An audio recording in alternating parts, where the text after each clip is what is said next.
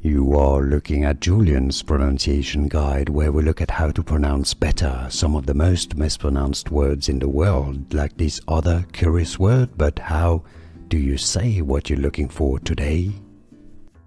Let's learn how to pronounce this name once and for all correctly in Spanish and also in English. If you want to learn more confusing pronunciations, stay tuned. This is a name that is used in Spanish languages, Spanish-speaking languages, and the name of a valley in California, Santa Ynez.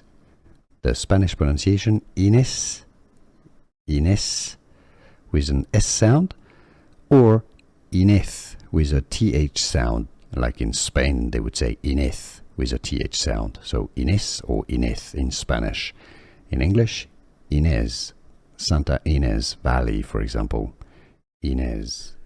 Here are more videos on how to pronounce more confusing words and names too many mispronounced. Like this video if you found it useful. I appreciate your support. I'll see you soon and thanks for watching.